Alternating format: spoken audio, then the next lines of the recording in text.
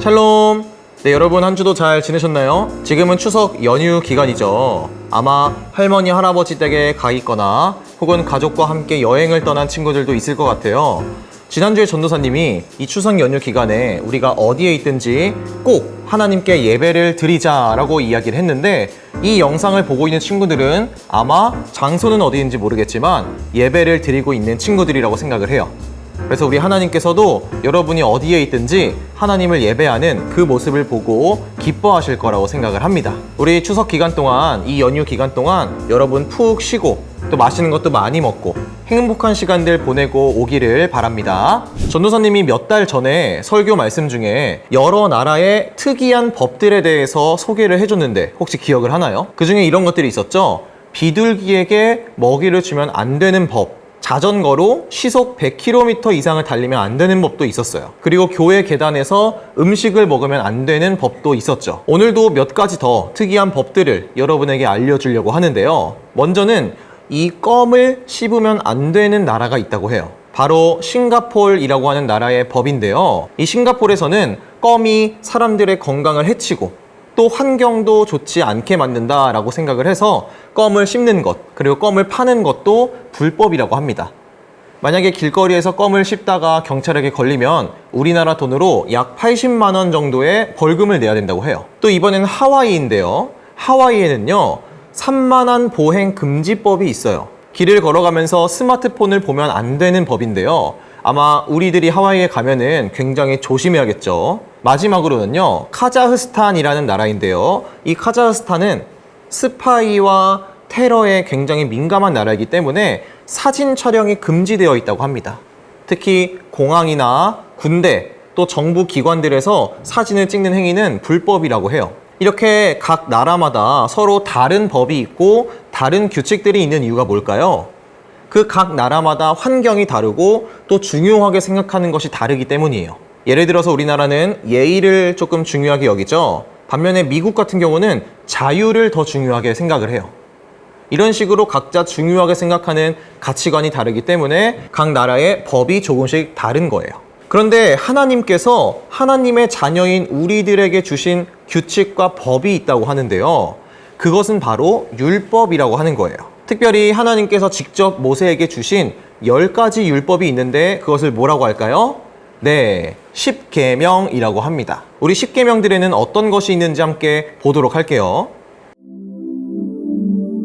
나 외에는 다른 신을 두지 말라. 너를 위하여 우상을 만들지 말라. 내 하나님 여호와의 이름을 망령되이 일컫지 말라. 안식일을 기억하여 거룩히 지키라. 내 부모를 공경하라. 살인하지 말라. 간음하지 말라. 도둑질하지 말라. 내 이웃에 대하여 거짓 증거하지 말라. 내 이웃의 집을 탐내지 말라. 이 10계명을 여러분 잘 보면 1계명부터 4계명까지는 하나님과 관련된 계명들이고, 또 5계명부터 마지막 10계명까지는 사람들과 관련된, 이웃들과 관련된 계명이라는 것을 우리가 알 수 있어요. 하나님께서는 놀라운 능력으로 이스라엘 백성들을 구원해 주시고 그 이스라엘 백성들에게 규칙과 법, 이 율법과 10계명을 주셨는데요. 왜 이런 것을 주셨냐면은 하나님의 백성으로서 이 세상에서 살아갈 수 있는 방법을 알려주시기 위해서였어요. 그리고 이 세상 속에서 어떻게 하나님을 제대로 믿어야 하는지를 알려주시기 위해서였어요. 하나님을 믿는 하나님의 백성, 하나님의 자녀라면 다른 사람들처럼 똑같이 사는 것이 아니라 뭔가 달라야 한다라고 하나님께서 말씀하시는 것이죠. 그런데 이 10계명, 이스라엘 백성들에게 주셨던 이 10계명, 우리와는 전혀 상관이 없는 걸까요? 아닙니다. 하나님을 믿는 하나님의 자녀라면 누구든지 지켜야 하는 게 바로 이 10계명에 있는 내용들이에요. 이 세상에서 살아가는 우리 모두가 그렇듯이 대한민국 땅에 살고 있지만 동시에 하나님의 자녀이고 하나님의 백성이에요. 그렇기 때문에 하나님은 우리에게 거룩하게 살아라 라고 말씀을 하세요. 여기서 거룩이 무슨 뜻이냐면요, 구별이라는 뜻이에요. 다시 말해서 다른 사람들과 조금 구별돼서 살아라. 하나님을 믿는 사람들이라면은 다른 사람들과 뭔가 조금 달라야 한다라는 거죠. 그리고 그 방법이 바로 오늘 말씀에 나오는 이 계명, 10계명에 적혀 있는 것들이에요. 하나님을 잘 믿고 다른 사람들, 우리 친구, 가족, 이웃들과 좋은 관계를 맺어가며 살아가는 것이 바로 하나님의 자녀로서 이 세상을 살아가는 방법이라는 것이죠. 그리고 하나님께서는요, 이 계명을 잘 지키는 사람들에게는 아주 큰 선물을 주신다고 말씀을 하셨는데, 오늘 말씀인 출애굽기 20장 6절 말씀에는 이렇게 적혀 있어요. 나를 사랑하고 내 계명을 지키는 자들에게는 1000대까지 은혜를 베푸느니라 라고 적혀 있습니다. 어떤 은혜를 주신다고요?